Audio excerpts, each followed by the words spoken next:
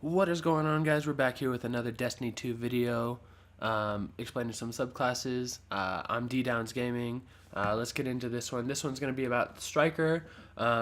This is kind of just a tweak of the Striker from Destiny 1. I'm really excited about this one because this one's pretty overpowered still.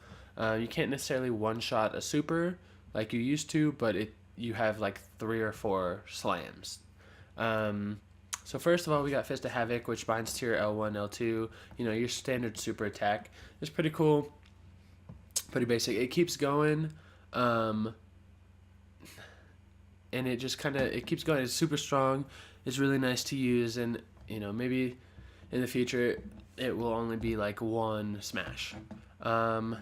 Then we got over here to the left, we got our hold circle. This one's called Rally Barricade. Press and hold circle to create a small barrier that allows you to peek over it while aiming down sights, which instantly reloads your equipped weapon when you take cover.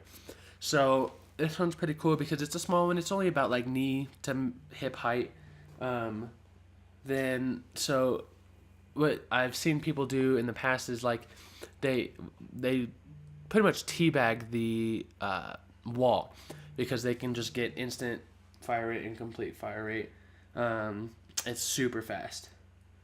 Then up here we got Towering Barricade. Press and hold circle to create a large barrier that can be used to reinforce a position with cover from enemy fire. That one's really tall. That one's probably like 6 feet tall or something like that. It's pretty tall. It's like a 1.5 feet taller than the actual Titan. So that's really good, especially like if you're trying to do a defuse on a countdown explosion or something like that. You know, that's really cool and fun to use. Then up top we got our grenades. We got our flashbang grenade. It disorients enemies, so you know, if you play Destiny 1, you see that it makes your screen all white and it's hard to see. It still can be pretty powerful like in Destiny 1, but you're definitely not going to one-shot anybody with a grenade, even though they did take that out completely. Then at the top we got Pulse Grenade, and I have used this a little bit. It's a pretty fast pulse. It's a lot faster than it was in Destiny 1, which is really interesting and really kind of new, because if somebody stands in it for too long on accident, they're dead, which is kind of nice. Then at the right we got the Lightning Grenade, and if you play Destiny 1, you know that Lightning Grenade is stupid strong, stupid far range, and just OP. This one, they've kind of made it so that once you throw it, it gets a second or two before it actually goes, so it tells you it's there. They make sure you're not like shocked by it. Well, not shocked, bad choice of words, but you know, you're not surprised by it. Then at the bottom we got our jumps. At the very bottom we got our strafe lift.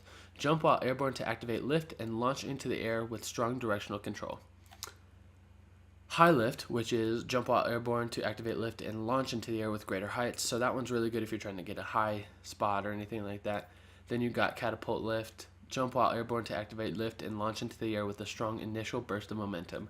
That one's kind of like Titan skating, but not as much. So I've noticed that Titan skating has kind of gone away, which is nice because now they're not so fast and they're not so spammable. That's pretty much it for jumps. Now at the top, we got Code of the Earthshaker. So in our first spot, we got Seismic Strike. While sprinting, activate this melee ability to slam shoulder first into your target and release an arc explosion on impact. It's just shoulder charge. They make it sound all fancy and everything. It's really not. It's pretty cool. It's definitely not a one-shot anymore, which is nice. You still got to get 2 melees, and I mean, so other than that, it's not as strong as it used to be. Then at the left, we got Aftershocks. Damaging enemies with Seismic Strike recharges your grenade. So that's definitely nice. Say you got like a pulse grenade, so you shoulder charge somebody and they kind of go flying a little bit away. You can throw a new grenade if you're out. Then at the top we got Magnitude. Gain an additional grenade charge, increases the duration of grenade effects. That's pretty nice because that makes your lightning grenade and pulse grenades and everything like that last 2 times as long, and you get double the grenades. Then the last one, you got Terminal Velocity. Fist of Havoc's ground slam attack leaves a damaging dealing field in its wake and deals more damage the longer it's in the air. So that's pretty cool. I think if you jump higher, you get more damage. I think that's what it's saying. But I'm not really sure. I haven't used the super a whole lot, but I do know that it's still pretty strong. Down at the bottom, so we got our upgradable abilities. Number 1 is called Frontal Assault. Strike an enemy with this melee ability to reload your weapon and increase your weapon stability. That's pretty nice because, you know, if you're close range and say you're almost out of ammo, you hit somebody and you got full ammo again. That's pretty nice. Number 2 is reversal. Melee kills immediately trigger health regeneration. So it's kind of like cauterize or anything like that, where it gives you some health back. I guarantee it's not going to be as strong as the first one in Destiny 1, where it just gave you all of your health back. Well, but we'll see, because we can't actually access that yet.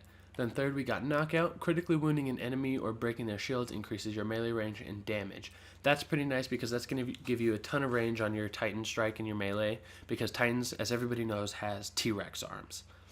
Other than that, I don't really know, but it could be a really good perk.